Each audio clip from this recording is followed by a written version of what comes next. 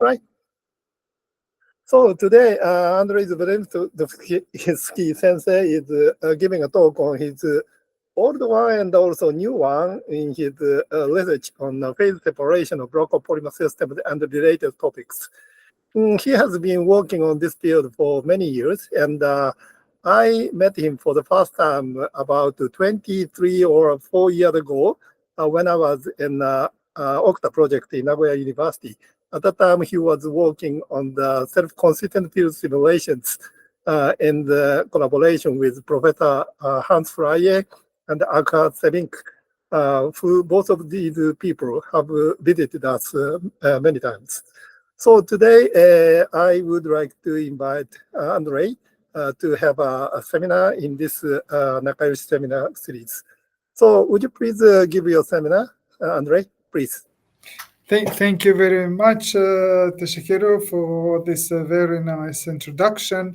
I'm also thank you everyone who came to this seminar, and I will now try to share the slides and start this. So just 1 second. So I think you should be able to see now. Yes, I can see. Okay. See the slideshow, okay. So I will talk today about work as Kawakazu Sensei mentioned. We've been doing for many years about computer modeling of blocopolymer systems, and I'll first part of the talk will be about old results, but they will give an introduction to the field. And then a second part will be a more recent results, some of which are not yet published. And before I start, I would like just to tell a few words that I work currently in University of Lincoln, which is a small city, about 100,000 people in kind of middle of United Kingdom. This is our university campus. On this kind of on the small water, and on this side there are various restaurants. We are a small city with modern university. University was opened only in 1996. The city itself is old. It was founded already by Romans in times of Roman Empire. In Middle Ages, that city was very important. This huge cathedral was built, which is one of largest cathedrals in the United Kingdom. And for 200 years, that was tallest building on the planet, because on the top of this main tower was a big wooden spire, about half of the height of this tower itself.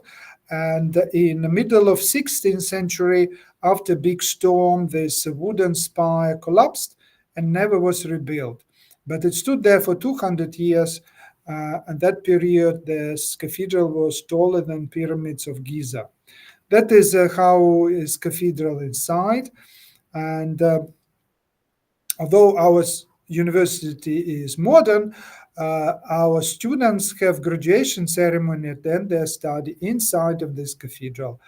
This is probably a very, very nice ceremony, probably one of best in the United Kingdom. And the reason why cathedral is so big, is so great, because in Middle Ages, Lincoln was like a capital of a religious diocese of a church in England, largest in all of England. Right, and now I move to the topic of the talk, blockopolymers. So, Andrei? Yes? Can we ask a question while you were talking? Yes, of course, yes. Okay, thank you very much. So please. Yeah, so somebody has question? No? For the moment, no. No. Yeah, just if you interrupt me and ask question, because when I talk, I don't see if there are questions. So if you just say, like you said, that it's fine. So any moment, please ask. Thank you.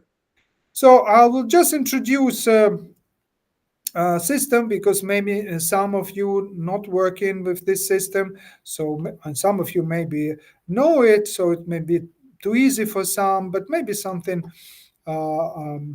a good introduction as well. So blockopolymers are polymeric molecules which consist of several blocks. For instance, in this cartoon I showed molecules which have two blocks. They have like yellow and a red. They can be called diblocks. Of course, I drawn them rather short.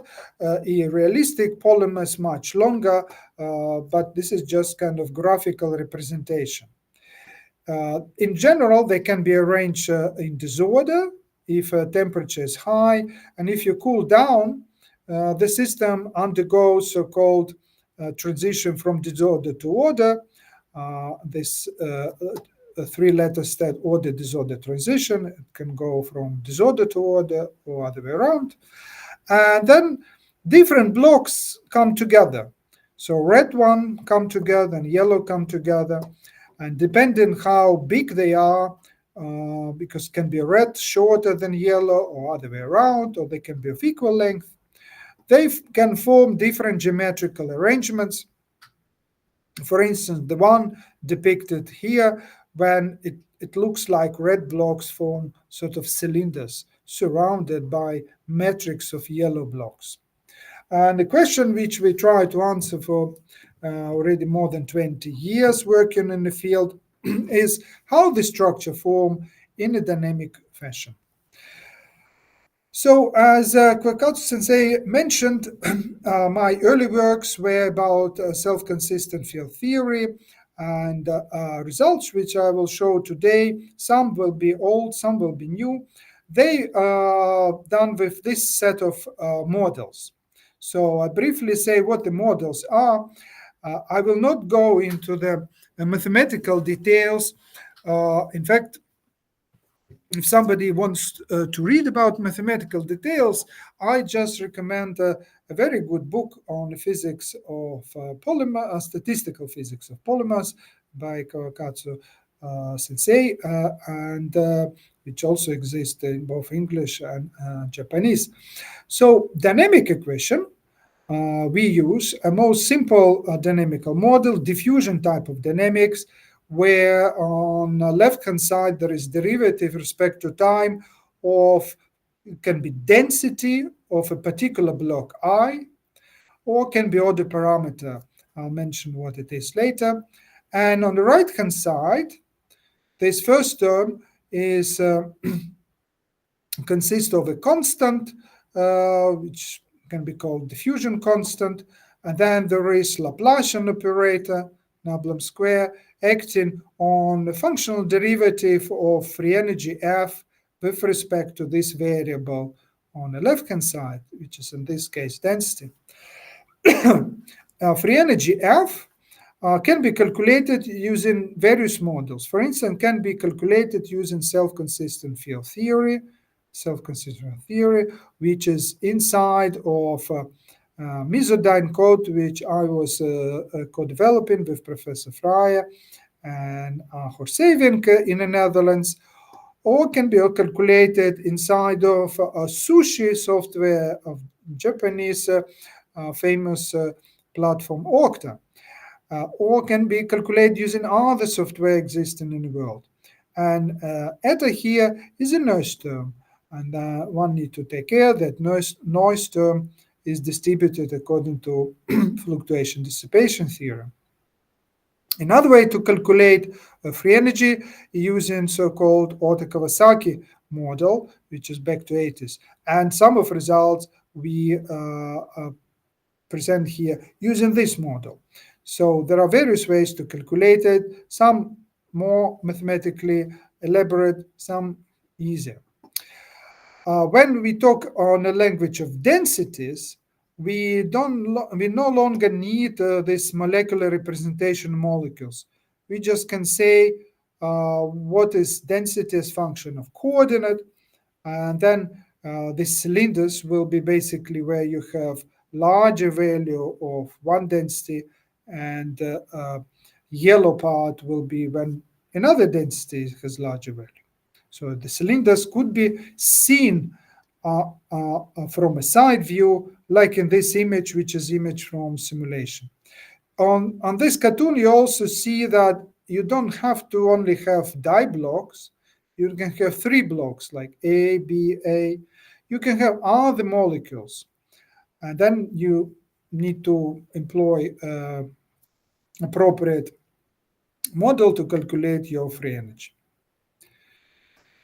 I will show now, and this is a main purpose of my talk, to show what you can do with this type of models in relation to experimental questions.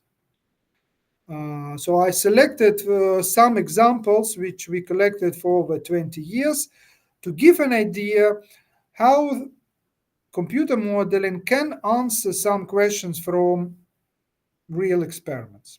So first, you've seen I showed cylinders before. Imagine that you prepare cylindrical film consisted of cylinders in a disordered state. I'll just remind what disordered state is. This is this state when block of polymers are arranged in a spontaneous arrangement. There is no structure. You can prepare this film. Film will be fluidous in such way that it would accommodate, if structure form, 1.5 layer cylinders. But of course, it's imaginary. It cannot happen because you cannot halve cylinder into. What could possibly happen that it can be either 1 or 2 layer cylinders, and they somehow transit in between. So this is an idea, maybe it's happening, and in reality, this is what experiments show. That is image made already more than 20 years ago in a group of University of Bayreuth in German Bavaria, where people use scanning force microscope. They use film made of a block of polymer which would form a cylindrical face, and this is what microscope showed to them. They see surface of the film and they can measure topography. So you see that there are like mountains and valleys, and the structure which people observed is very different. On the topo, you have this what is called fingerprint pattern. On a slope, you have dots, and on a valley, you have dots of opposite color. On a slope, you have bright color. On a slope, you have dark one. And also on a slope, you can find sometimes stripes as well. The question is, okay, what are these structures? We can also observe not only one snapshot, but also how they form in time. This video, which I'll show you in a second. So I need to switch the pointer. You watch the video. Can you see something is moving? Yes, I can see. So you observe a real so-called in situ measurement using atom force microscope, AFM, of a film made of styrene and butadiene. So the film SBS means styrene, butadiene, styrene. So it's like 3 block of polymer where 2 side blocks the same. And the film indeed, instead of being homogeneous, it forms terraces, one higher and one lower. And the structure in the terrace is changing as time goes. In the beginning, we saw that the film just started. Everything consisted of bright dots, like this. But as a movie goes, you observe that on a higher terrace, bright dots merge into the stripes, and on a lower terrace, they merge to stripes, and then later they form a black dots. Like here on the bottom, you see there are these black dots. With help of computer simulations, we could clarify what is happening. This is a so-called phase diagram where we perform computer simulation. Each these blocks of different color is a computer simulation with two different parameters. One is thickness of the box, and the second is so-called surface field. Its surface field is on the top of the polymer, we put a substance mimicking a vapor pressure of real film. We were mimicking it by adding a solvent, and solvent would like or dislike one or another block. And this difference between how they like or dislike is what the surface field parameter is. Varying these two parameters, we could find that film at the top would demonstrate different morphology, different structure, while in the bulk of the film, it always would be cylindrical face. Therefore, the phenomenon we call surface reconstruction, borrowing the term from solid-state physics, where solid reconstruction is known for crystallographic structures at the border. So if you look on particular part of this phase diagram, in particular this point, which would be thickness of 1.5 layer of the cylinders, it has red color, so it would correspond to this particular box, where it shows standing cylinders, upright cylinders, and this is initial configuration. However, calculation of energies of films of 2 layers and 1 layer told us that those energies are lower. So therefore, film becomes unstable and it splits on the terrace of 2 layers and terrace of 1 layer. What this diagram suggests that the film in the 2 layers goes immediately from red to yellow, from standing cylinders to parallel cylinders, and in 1 layer it first goes to yellow parallel cylinders and then to blue, which is this face of Swiss cheese, perforated with holes. This is what these dots of opposite color were. We can actually observe it on simulation movie as well. I'll just show that movie. So now you see in actual simulation in Mesodyne the same story. The whole answering this question took several years. If you paid attention to year of first publication was 2002, and this one 2006.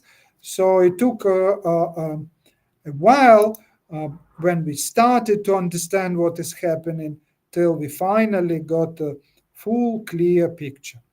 And this is how film is developing. We can also quantify this phenomenon, and these two small boxes here as snapshots of the movies which you've seen before, experimental and simulation one, as snapshots of a small portion of a larger films. And on both of them, you see the same situation when a small cluster of cylinders disappears and becomes black dots, which are perforated lamella. And one is simulation, another is experiment. And letter A here tells that we can calculate the surface area of that cluster. And that surface area will decline till 0 because it disappears at the end. And we can plot as area as function of time, both in experiment and simulations. And this is what is done here. And as we see, they fit. And in doing so, you can then associate the time in a real experiment with time step and simulations. And from that, you can deduce what this diffusion constant is. For this particular story, diffusion constant for polymer happened to be then as diffusion constant of that particular polymer at that temperature from independent experiments on fluorescent arcs. That was one successful story of simulations telling something about real experiment. Excuse me. Yes? Would you please tell us how did you realize the free surface between the polymer film and the vacuum? Yes, very good question. So the free surface here was realized the following. We on the top of the film, there is a box which is not visible, filled with a solvent. And the solvent can go inside of the film and polymer can go outside. This solvent is very bad solvent for both components, so it dislikes them a lot. Initial simulation was done where we put a hyperbolic profile of surface. So the surface is smooth and diffuse. And this is how it is realized. It's okay? Yes, it's good. Thank you very much. And this is another example. And this time we use Ota Kawasaki model, a simpler model developed originally here in Japan. Two very famous scientists, Ota and Kawasaki, and now the model is popular all over the world, and many people work with this, trying to expand it at additional terms. What we've done in our simulations, we added a convection term, then we observed how the structure will evolve in time when convection term would correspond to so-called shear flow.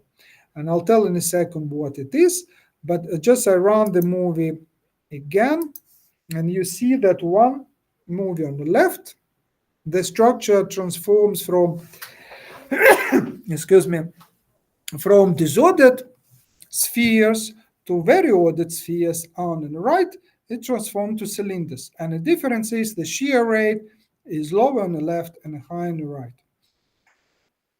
So the shear flow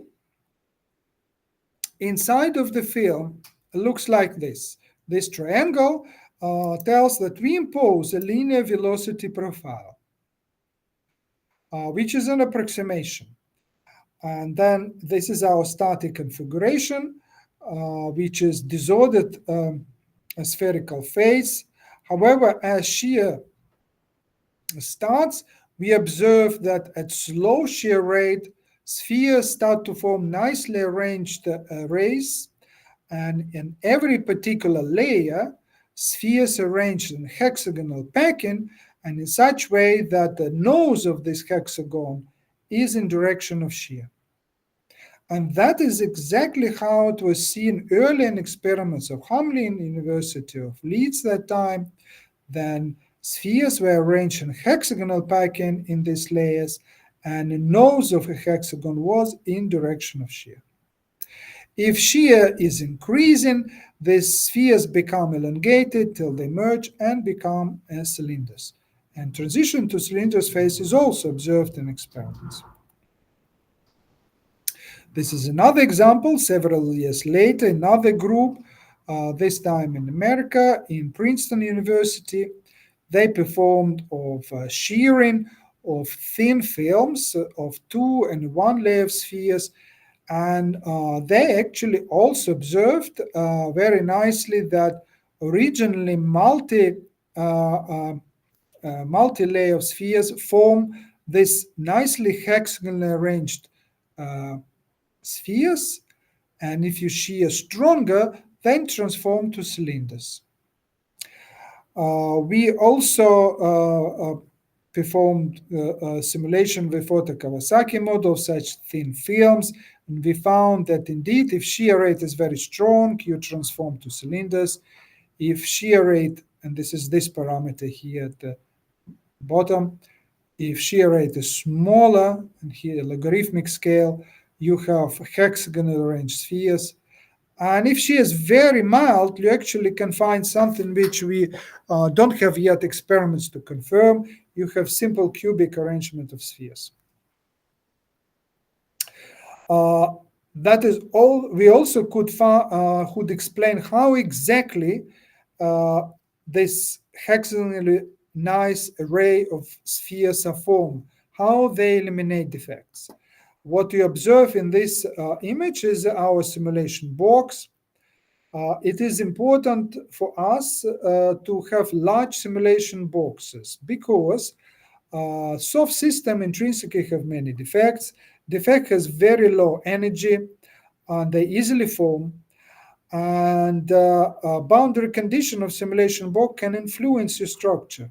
So in our work, we try to make large simulation boxes to eliminate that effect.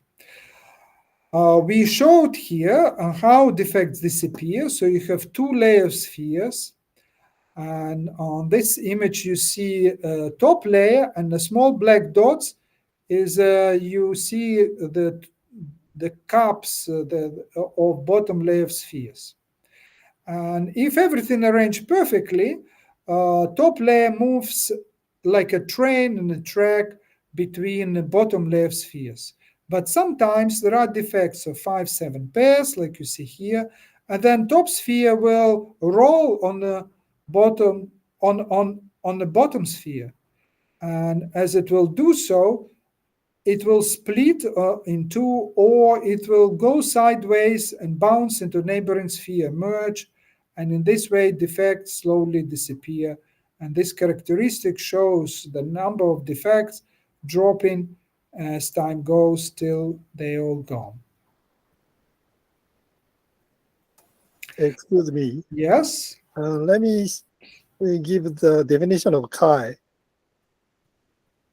Yes, so Order characteristic? Yes, it's a Euler characteristic, and in this particular case, Euler characteristic, because we have spheres, it will be proportional to the number of these spheres. Okay, thank you.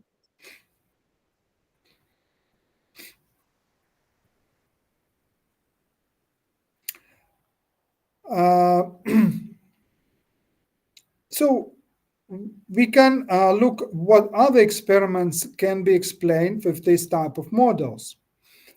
I also would say why these experiments are performed, what people want to achieve. Experimentally, people want to formulate a particular structure and preferably without defects. However, very often, as I said, defects form intrinsically in a system because they're soft, and people try to find ways how to improve structure to get rid of defects. Why defects can be no good for real structure? It depends what you want to use it for. One of ideas to use these structures was to replace some of the blocks with metal and then form like small electric circuits. And then, of course, you don't want to have defects. You want to have very well controlled structure. This experiment was performed in a group of also University of Bayreuth. They use X-ray scattering, or to be more precise, small angle X-ray scattering, SAX, when they placed the block of polymer with solvent in between of electrodes, and they observed how peaks of X-ray scattering change in time. So at 0 seconds, peak were horizontal. Then after some time, they all spread around. And after half minute, they swap by 90 degrees. Two peaks tell that this is lamella structure. Swapping of the peaks by 90 degrees tells the structure of lamella rotated. The question is, how does it happen? And in experiment, that particular experiment, they only see peaks. From the peaks, they need to deduce what is happening. In a computer, we can see a real image in space. We perform simulations using both self-consistent field theory, and later, several years, in fact, more than 5 years later, we also performed our Kawasaki simulations and found the same story, that if electric field low, and in this diagram alpha is proportional to square of electric field, and tau is proportional inversely to temperature. So if electric field is weak, we observe that lamella, which originally oriented like this, shift in a position like that. So they, if you see angle of orientation changed, lamella becoming more and more in direction of field. And they do it by mechanism assisted by defects annihilation. There are lots of defects you see in the system, and then two defects move towards each other. They eventually collide and merge, and at that moment, that space where they merge, there is small region of lamella oriented now in direction of electric field. And because there are many defects, and also new and new defects are being kind of born at the boundaries, this process happens in time. And if you plot Fourier peaks, they looks like shifting in time. And this is what experimentalists also observe. However, if electric field is strong, then these defects don't have basically time to move and fuse. Instead, when there are these defects, electric field pulls them immediately in a direction of field. So from smaller region then become larger region. So this process looks like nucleation and grow effect. Then new peak appears and the old peak of old structure disappears. There is a small shift here, so this shadow there means that this mechanism present there as well, but in much, much smaller scale. And it could be intermediate regime in intermediate kind of situations when the structure first melts and then new structure appears from the melt. You can also ask, okay, is this story universal? Does it happen for all kind of block copolymers? The answer, yes, we investigated quite a few systems. This experimental results been found in a group of Tom Russell, University of Massachusetts. They had transmission electrode micrographs, an originally cylindrical system parallel to the electrodes, transformed to the system perpendicular to electrodes, and in between there is a state when cylinders are broken into somewhat elongated spheres. And those images show confirmation with simulations performed using that time Mesodyne code self-consistent field theory. And these results done together with Honda-san Kawakatsu sensei use Sushi software, which also employs self-consistent field theory machinery inside, and it answers the question how geroid, one of kind of most beautiful structures, transform under electric field. Here, one particular orientation of geroid. This is how it looks. It has all these threefold connections. We apply electric field in a kind of inside of the screen, which would correspond in crystallographic letters to direction 111 for these letters. And as time goes, cylinders will be formed. And if you look in the movie how it happens, this is how it happens in time. Connections are broken, and at the end you have perfect cylindrical phase.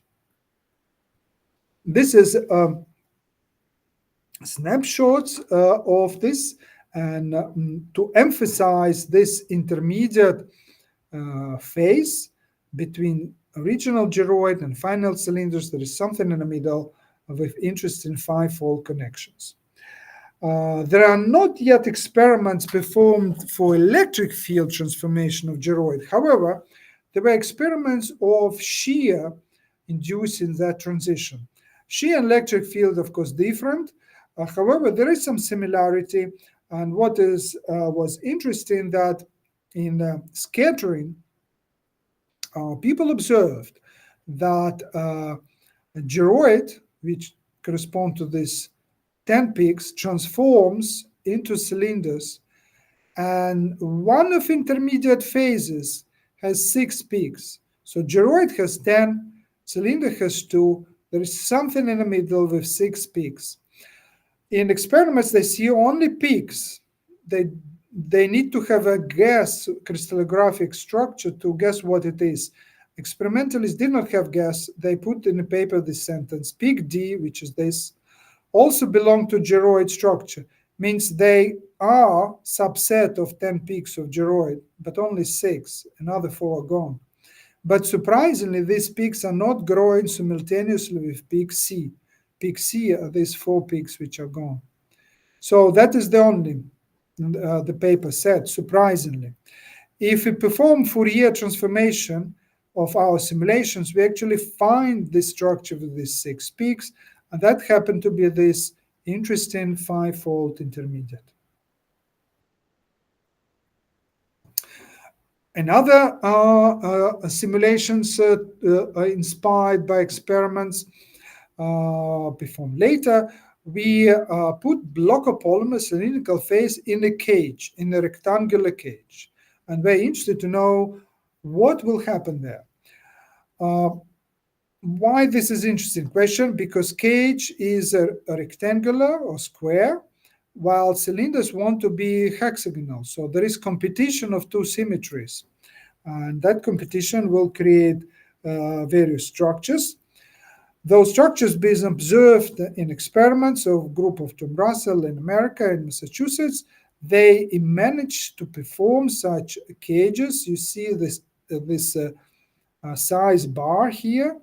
In this particular example, this is 1 micron, but they also had very small cages, like 60 nanometers and a bit larger. And they put polymer inside, and depending on size of cage, they have variety of structures and also different type of defects. When cage is very, very small, it induces simple cubic phase, more or less, a little bit defected, and as cage goes larger, then hexagonal structure prevails. Our simulations are presented here at the top, and at the bottom there are simulations performed using self-consistent field theory in a group of Fredrickson and Crapen in California. And what was nice, that both methods actually produce the same structure. In particular here, you see simple cubic phase, and the last row, you see so-called twisted phase. And the benefit of Otto Kawasaki simulation, they are faster.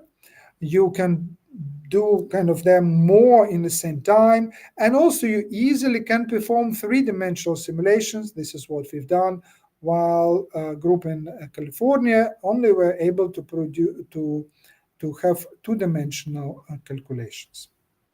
And now I move to the second part, where I'll show you some more recent results, some of which are not yet published. They are also inspired by various experiments where people put small nanoparticles inside of a block of polymer. There are varieties of these nanoparticles. For instance, in this result, so these are references. Gold nanoparticles were put in a block of polymer or consists of styrene and methyl methacrylate acid.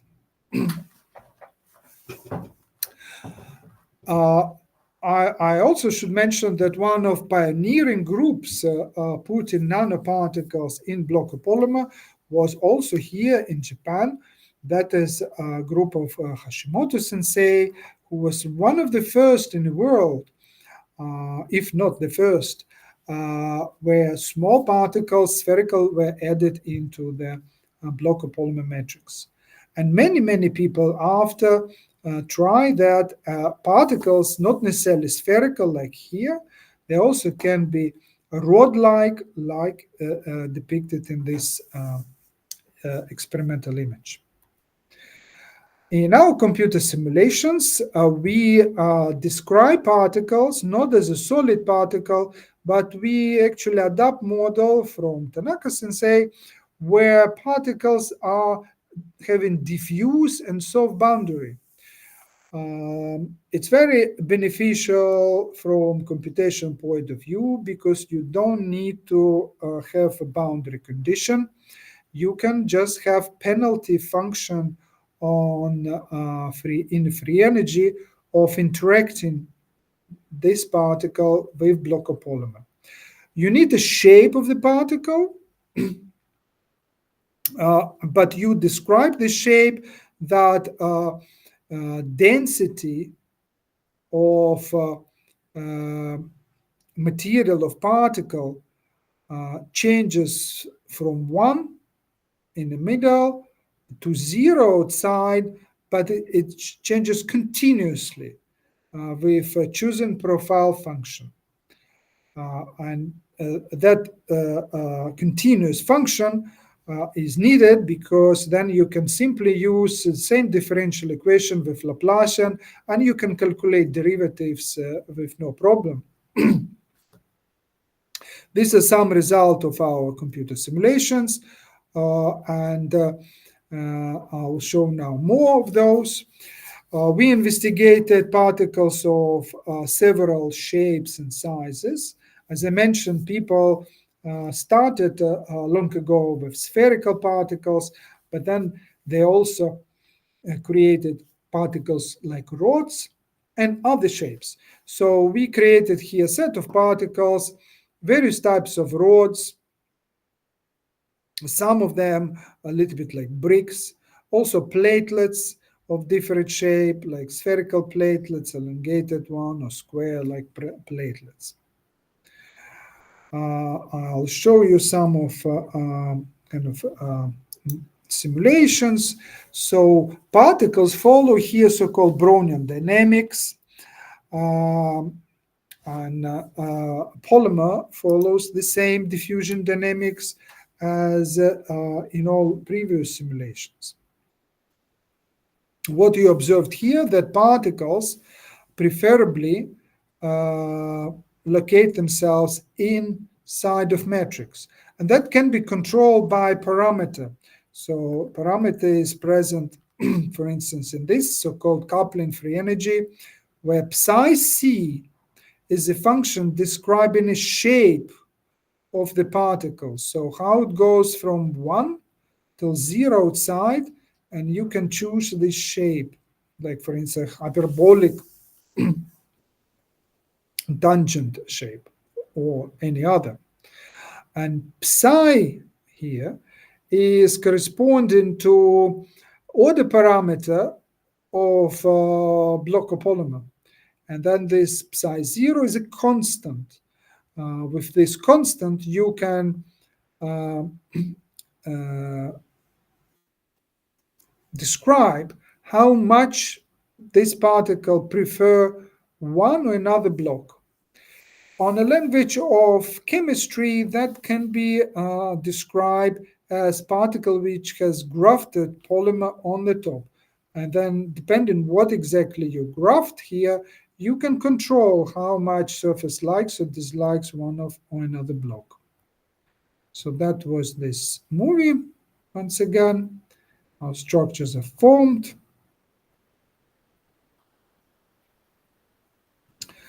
And these are another results where we show cylindrical particles which like to be present in one of components of block of polymers. Particles, this particular one were from cadmium and here sulfur, and a block of polymer consisted of styrene and methyl acid. And what particles do, they assemble inside of polymer, and they form like a pneumatic structure, and which looks like a pavement. And in computer simulated image on the left, we have somewhat similar structure where you have this pneumatic kind of pavement of two particles depicted over there. In case when the width of a block of polymer is too short for the length of a rod cannot fit there just completely perpendicular to interface, and it has to tilt. And this is what was observed both in experiments and in our computer simulations. I forgot to say that these particular experiments were performed in a group of Professor Roy Shenhar in Hebrew University of Jerusalem. What also people found experimentally, and we confirm this is in our simulations, that depending how many particles you add in the system, you actually can manipulate with a structure of block of polymer. So what you observe in these two images, you have added more particles which like only one polymer phase.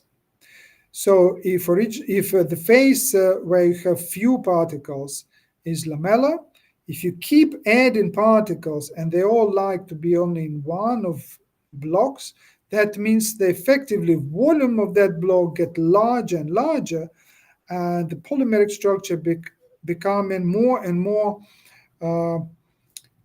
anisotropic, not anisotropic, asymmetric, and till it actually breaks the symmetry completely and goes into the face of cylinders. And this is if you increase the fraction of particles added into the system. You can control the structure not by adding more and more particles, but also by adding particles of different shape. So what we demonstrate here, we take a spherical face. So BCC stands for body-centric cubic spheres. This is a block of polymer face without any particles. This particular system chosen in such way that in a phase diagram, its parameters correspond that this spherical face not too far from a cylindrical face, but still is spherical. If you add a certain fraction, small fraction, in fact, of spherical particles, then polymeric phase stays the same, stays spherical. However, if you add exactly the same volume fraction of particle of cylindrical shape, that is enough that they shift the system across the phase boundary into the cylindrical phase, and cylinders form for any block of polymer as shown here. So you can control a morphology also with anisotropy of added nanoparticles. And that is our quite recent result, published just a little bit more than a year ago. Excuse me. Yes? How do you realize the exclude volume effect of the nanoparticles? In these situations, we always describe, so we don't have really excluded volume as such. So all particles are still soft particles. So mathematically, Blocher polymer penetrates somewhat inside of nanoparticle, not much. So if roughly in this, it basically shows that Blocher polymer roughly can penetrate on the lengths like if it would be grafted polymer. So in that case, yeah. sorry, the asymmetry between the A block and the B block is generated not by the exclude volume of the particles, but only by the interaction between the particle and the polymer. Is that right? Yes, particle and a polymer, but particles themselves, they also cannot overlap, because when they overlap, there is penalty on that as well. So okay. That is also so. There is this coupling term is between polymer and particle, but if particles try to overlap, there is a penalty there as well. So that is controlling that they cannot overlap. So this is kind of mimicking excluded volume problem. Okay.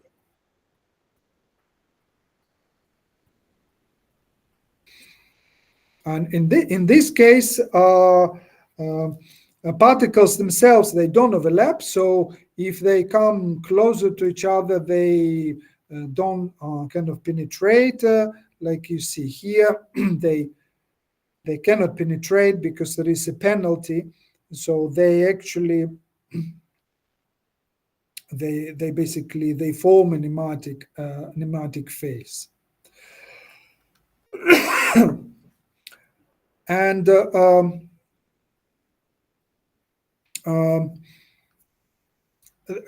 similar situation was realized in experiments. So this particular experiments done before in this work of Halevi,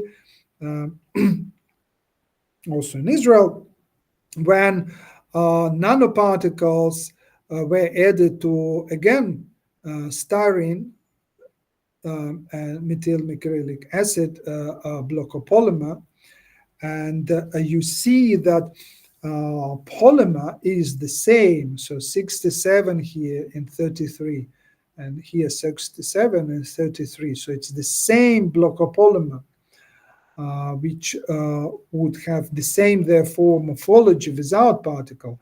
But if you add a small spherical particle, which like one of this block and particular minority, you see they are sitting there, and you have droplet. But if you add rods, they create this, they shift and create this cylindrical phase. And we showed that you can explore behavior using other shapes of particles, like cubes or diamonds, and you can manipulate with structure. And not all experiments are yet available for all the possible structures. And this is just a couple of more examples.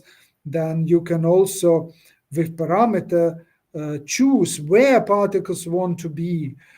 Do they want to be in one of the phase, another, or they want to sit on interface?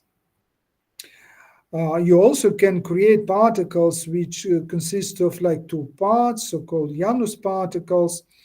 Those mimic like very simple surfactants. And here there is a model how you can mathematically describe them. And in a simulation image, they show that they, for instance, sit on the interface, with one of the parts of a particle inside of one phase and another phase of particle into another phase. And adding various fractions of particles, you can also shift the phase diagram from spherical to a stripe pattern, to lamella or cylindrical. And last part, I'll mention that you can also create particles and put a solvent outside. And we started that with both Mesodyne code, self-consistent field theory, and Ota-Kawasaki model. Results on the screen show Ota-Kawasaki model, and depending on the solvent, you can have a different morphology. If solvent is neutral, then this sandwich of lamella wants to be perpendicular to the interface, and therefore it looks like like a hamburger. And if solvent is selective, so it prefers one block, then it forms something that looks like onion. And then you can play with solvent, and you can also get similar perforated lamella like we already met in very first example of flat film films. Only in this case, it is a curved film, so the structure from symmetry point of view resembles, for instance, C60 molecule or a buckyball molecule in chemistry. You can also add nanoparticles inside, and this is as people done in experiments, and again observe how structures can be changed. In this couple of final slides, I'll show how this type of structures with solvent evolve in time. So what you observe here is a movie, already quite old movie, done with Mesodyne code of multi-layered vesicles like this forming in the system. And they're very short symmetric block of polymer, very bad solvent, which dislikes both blocks, and this is how structures are forming. You might see then the structure forming. There are sometimes like some holes appearing, so which again, if you watch here, there is some hole there, and now it's another hole. So the story of a hole we depict here when we took from big movie small portion and we show different time step. This is first time step, and later, so forth. And we showed that when these vesicles, they called merge, they form holes in their walls. That was done long ago with self-consistent field theory.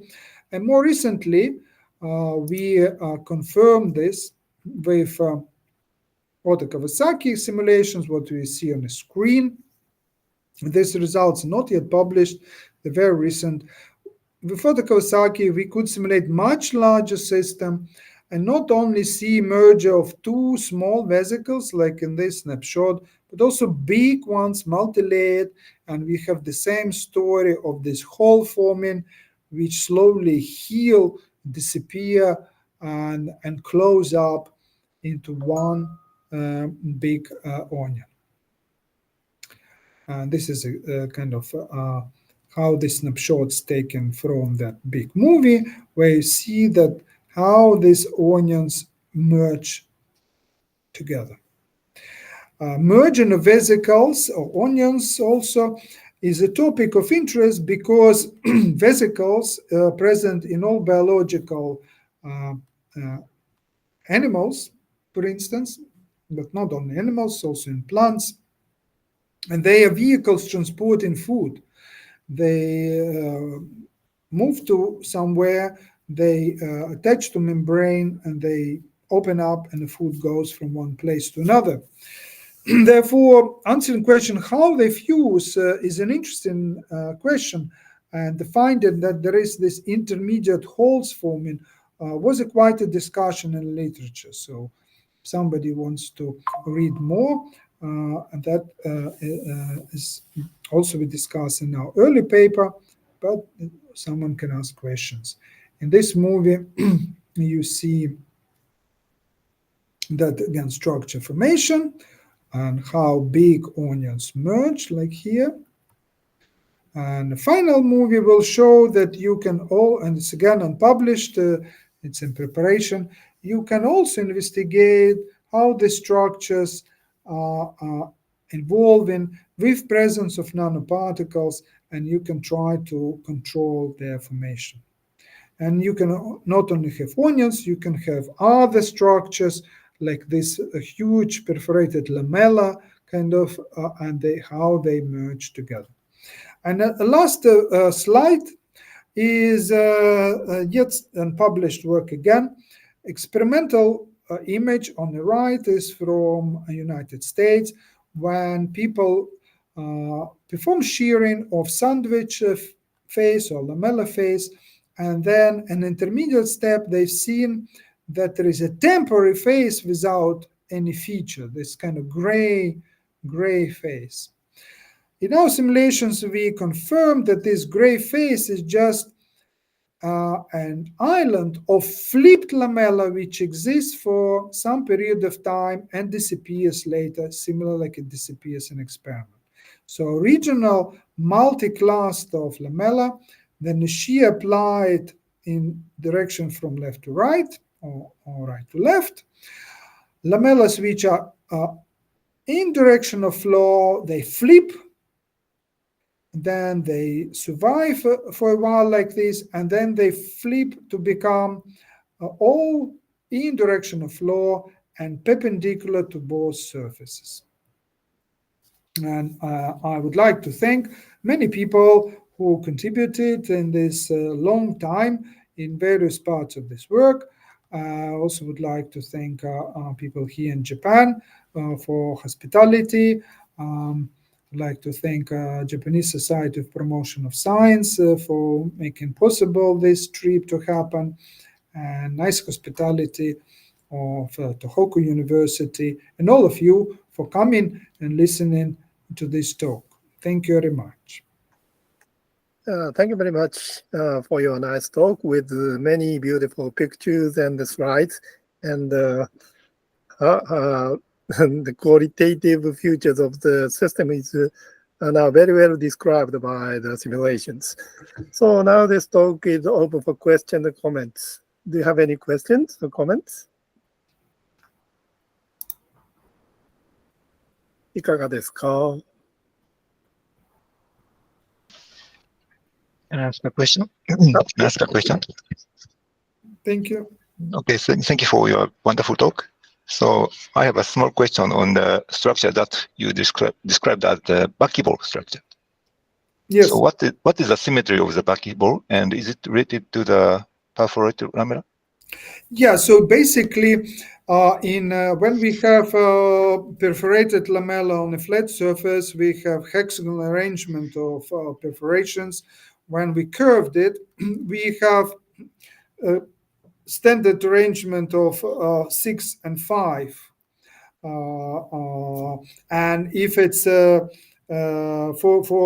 one to have just 60, it's actually you can get just 60 perforations, like in a C60 molecule.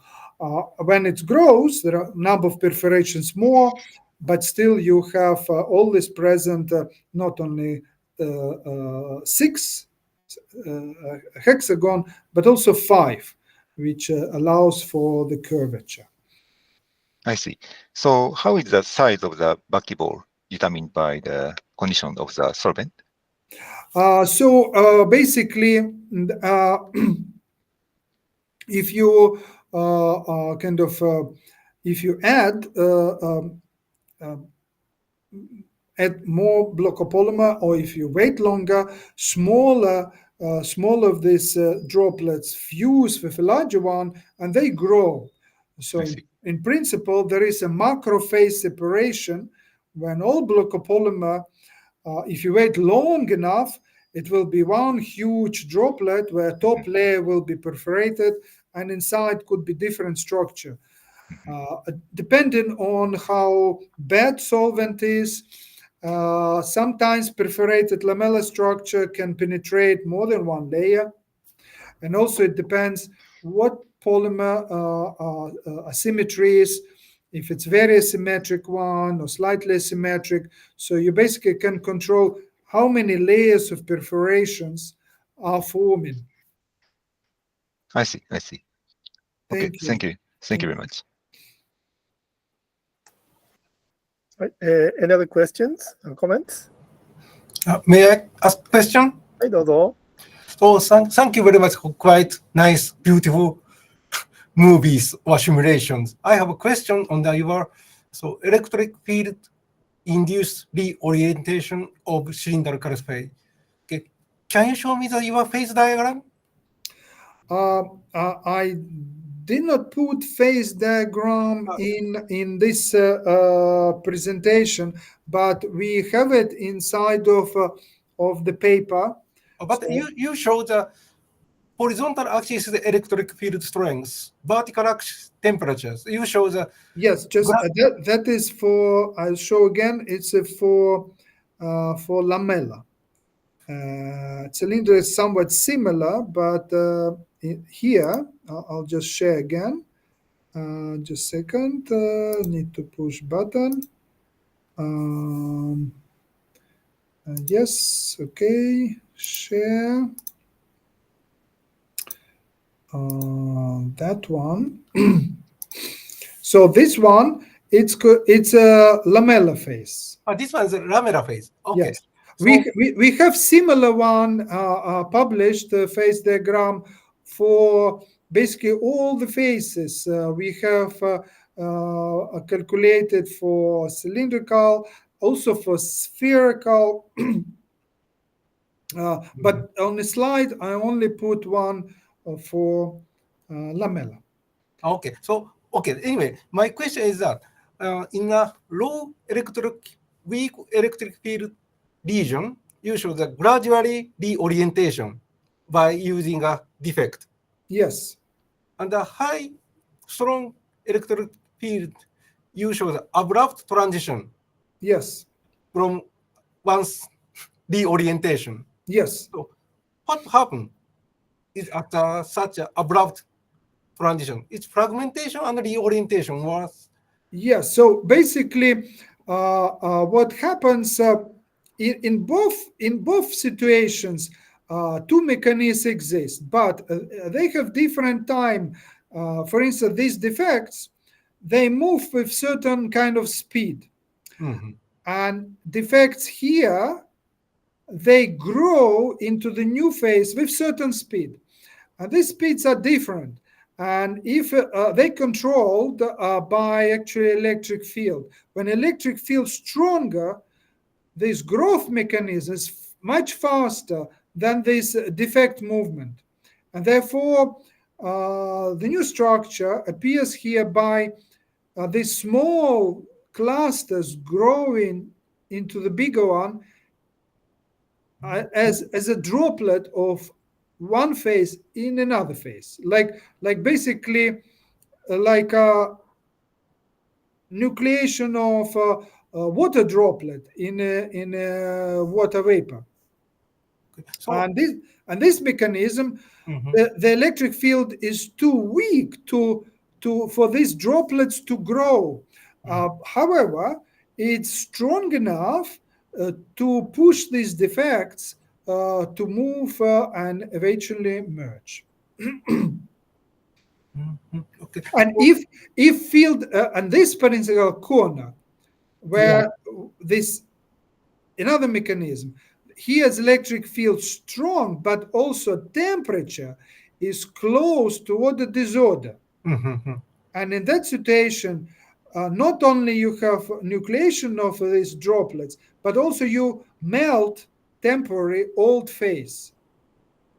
Yeah, at that point, so okay, so what to say? So abrupt change and a melting transition is you found first order border or?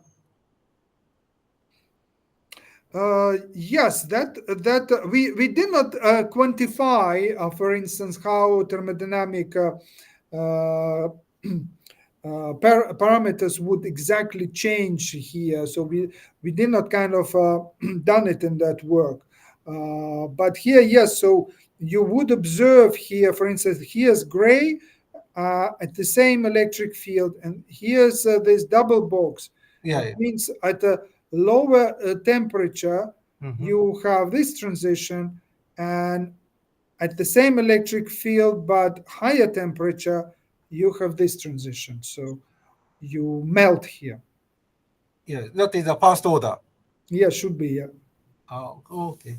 Okay, thank you very much. Yeah, quite interesting. Right. Any other questions?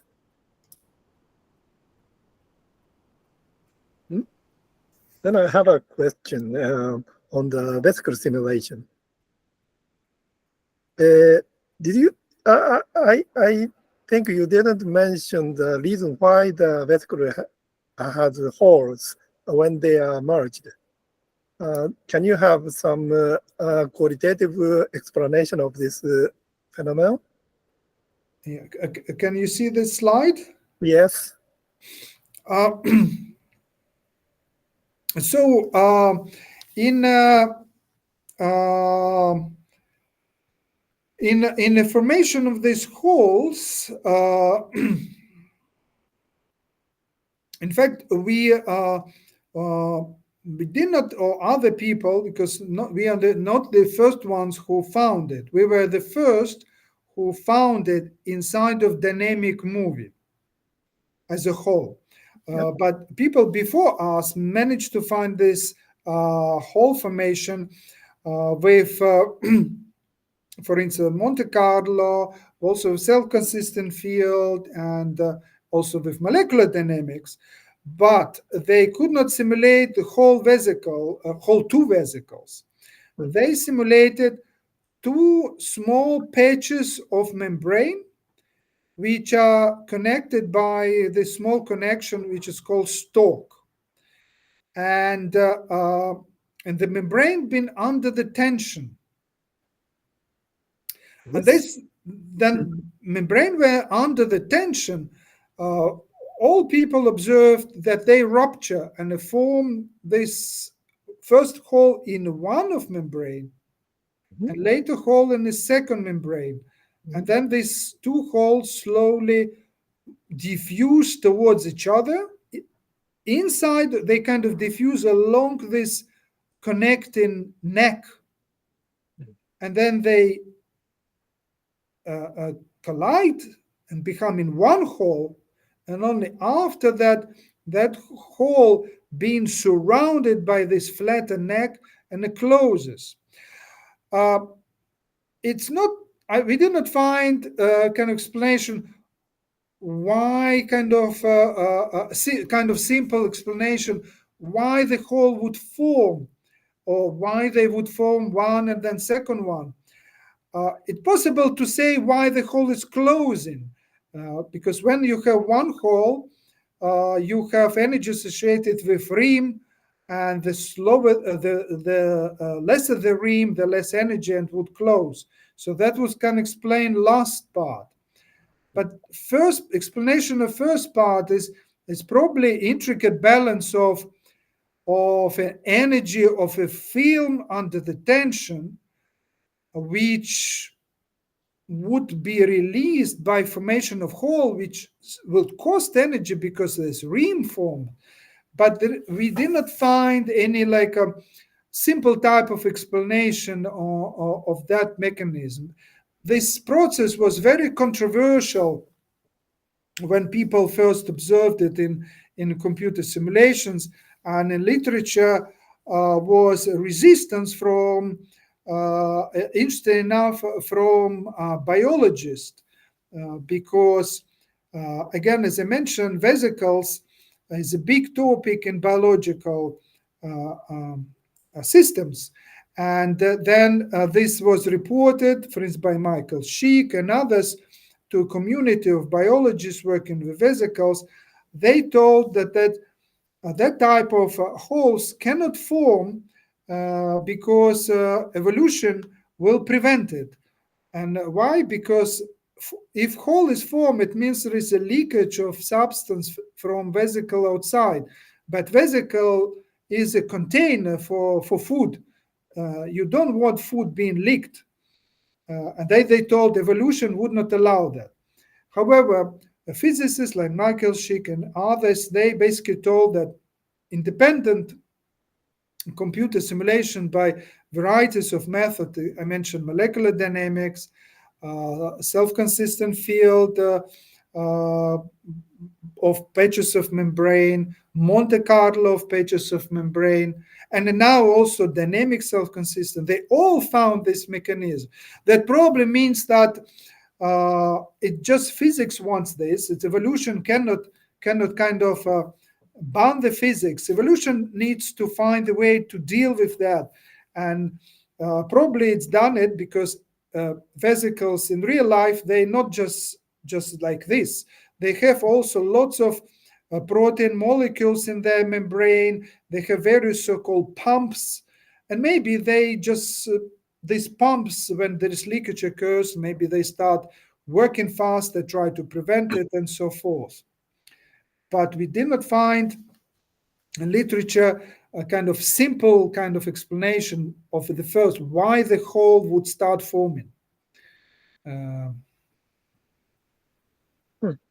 Okay. So this fusion of this is fusion or fission fusion. Yeah? Yes. So fusion of the membranes is a topological change, and also a generation of a hole is another topological change. Yeah. Are they related with each other? Yeah, so we can calculate topological change. We actually here there is a plot here. This is again Euler characteristics, which would basically when the hole is formed, there is a jump in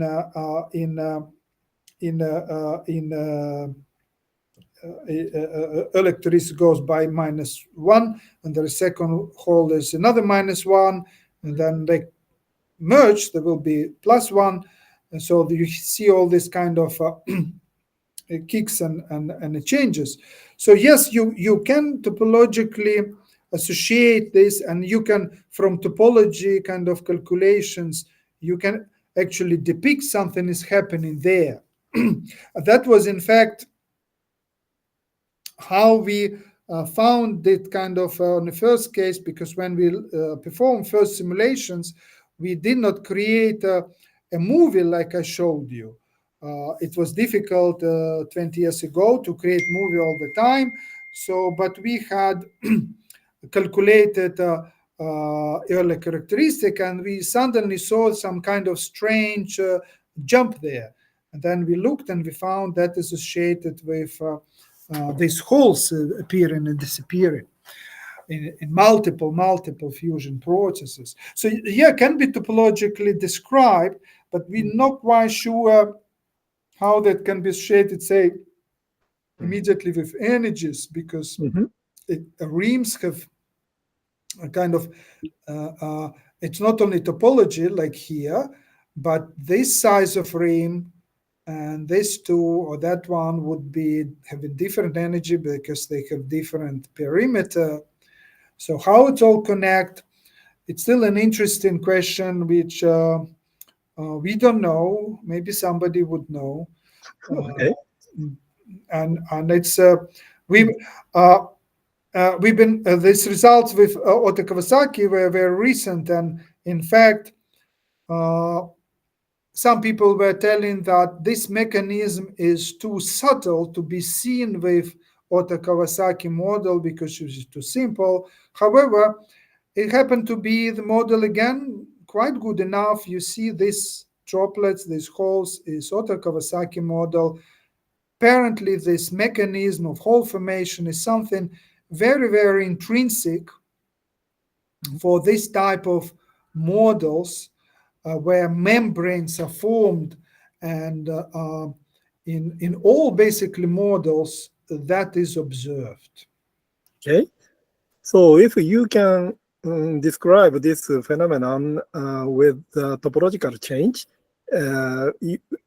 with use of the order characteristics, then there is an assumption that the membrane is uniform. And is it guaranteed from the simulation? For example, the thickness may be different from place to place, or the neck region may have thinner membranes. They are somewhat different, but not actually drastically in our simulation. So you can use Gauss-Bonnet theorem for this program. Is that right? Yes, it is possible to use, but we did not see, anyone perform that kind of calculation for this kind of objects with 1 and 2 holes. Also, question was, people were discussing, there were 2 models, in fact, calculated that 2 holes form simultaneously or one after another. We always observe they form one after another. I see. And that is also, in literature, where a suggestion that there are 2 possible scenarios. Yeah. We only observed all this one. Okay, thank you. And then any other questions? Okay, you have all right. Then I think it's time is almost finished. So I would like to thank the Andre Sensei by これ聞こえるかな？拍手。佐久間さん、挙手になってますよ、拍手じゃなくて。質問？いや、すみません。拍手しようと思って間違えました。じゃあ、let's close this seminar. Thank you very much, Andre Sensei. And thank you for attending this seminar, everybody. Yeah. Thank you. Thank you. Thank you. はい。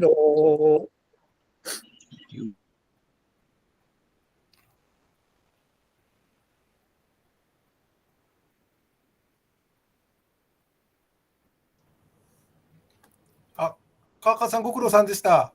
ありがとうございます。今井さんは何か質問ありますか？ちょっとしたかったんですけれどもね、うん、ちょっと用事があるので、ちょっと後で部屋に行こうかなと思うんですけど、いいですか？いいですよ。はい。すみません、なんかね、オンラインでやってると、お客さんが来たり、電話がかかってきたりでも。なんだそりゃ。まずビデオを止めます。はい、だから、